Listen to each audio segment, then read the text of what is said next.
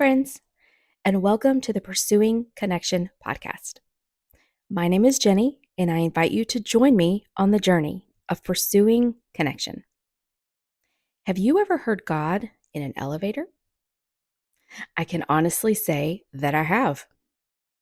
About 15 years ago, I was living in Atlanta, working in an office building, and living a mostly singular life. I had moved there for a job, and while I was enjoying my work, I was alone, without many friends or even a church family. I had visited a couple churches after moving there, but I didn't really feel a connection with any of them and decided to abandon the search. I had embraced being alone for about as long as I could stand and finally asked God for friends and a church. And boy, did He ever deliver.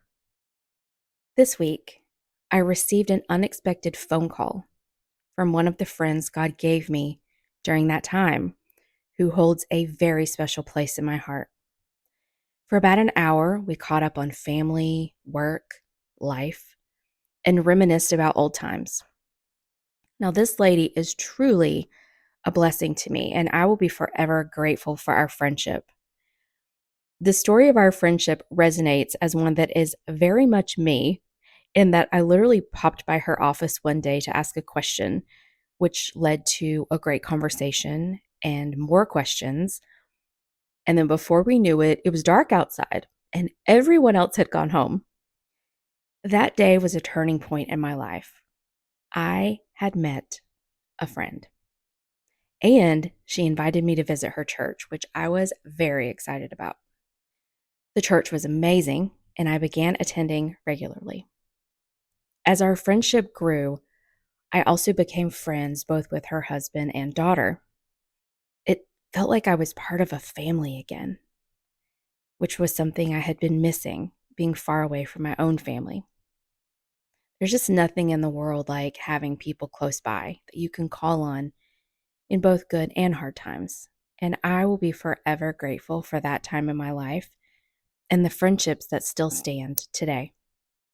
Now, every time I hear this friend's voice, I have a flashback memory of a very profound moment in my life.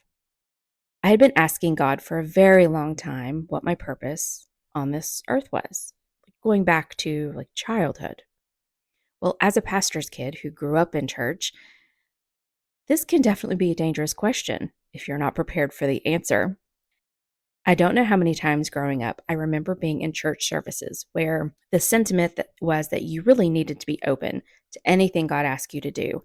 Most of the time, these services were leaning more toward you becoming a missionary in Africa. Now, in my young mind, that was the epitome of sacrifice. Moving to Africa, sleeping in a tent on the ground, living in a small village where you didn't know the local language and having to figure out life, much less how to tell people about Jesus. Not that there's anything wrong with any of that, but I kind of always had this childhood fear that I actually wasn't walking in the will of God for my life if I didn't want to live in Africa. Now, funnily enough, I have a friend from Bible school that did just that. She's from a small town in Iowa. She's had the most amazing life. After a number of years being a single missionary, she married a Zambian man, and they now have two beautiful children and have built a local Bible school there. She represents such bravery and courage to me, as she just simply followed what was in her heart and never allowed fear to change her path. It took me quite a while to realize that God doesn't just have a few rigid categories of what He calls us to do or be in this life. Our ultimate job is to love Him, love others, and spread His message wherever we are, to whomever we're with, using any tools and talents that we may possess. We can be who God made us to be right where we are, and we don't even have to move to Africa to do it. So one day in Atlanta, while heading down to the office cafeteria for lunch, I stepped into the elevator by myself, which was a little bit strange because usually there were several of us that would always go down and have lunch together. As I stepped inside the elevator and the doors closed, I heard a voice so clear It almost seemed audible. Say, your job is to be a friend. I was a little stunned as the moment was a bit surreal. My job is to be a friend. My job is to be a friend. I had flashbacks to friendships I'd had throughout my life, cards I'd sent, gifts I'd given, long visits with great conversation, support given in times of tragedy. Perhaps this was my superpower. Perhaps this was my purpose. I thought, okay, now that I can do. The next moment hilariously involved the feeling of sheer elation as I was immensely grateful not to be called to be a missionary in Africa. Now, sometimes childhood ideas and beliefs are so deep that they can resurface in this way decades later, which in this case made me let out a little chuckle as I exited the elevator for lunch. From that point on, I began to put more focus into friendship and building up others. When I left Atlanta a few years later, it was a very hard move because I was leaving the bubble I had built. Friends, an amazing church, a powerful small group, and a job I really enjoyed. But I knew it was time to move back to my home state of North Carolina. I had no idea what awaited me there, but it literally felt like a rope tied around my waist, pulling me back, and I knew it was time to go.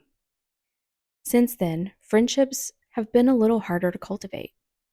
The world is changing. The way people communicate is changing. In some ways, communication and friendship have become a bit transactional. Time seems to be going faster and faster, and we have more and more things that fill the time we do have.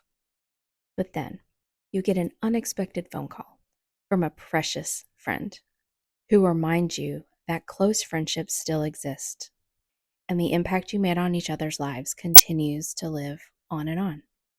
So today, I encourage you to reconnect to deep friendships that may have lost their spark, or seek to cultivate new ones with the goal of truly connecting to another person beyond the surface. And while you're at it, ask God who He made you to be. He might just speak to you in an elevator. Thank you for listening and allowing me to be a part of your life today. You are a gift and capable of amazing things. I believe in you and look forward to chatting with you again soon. Until next time, stay connected.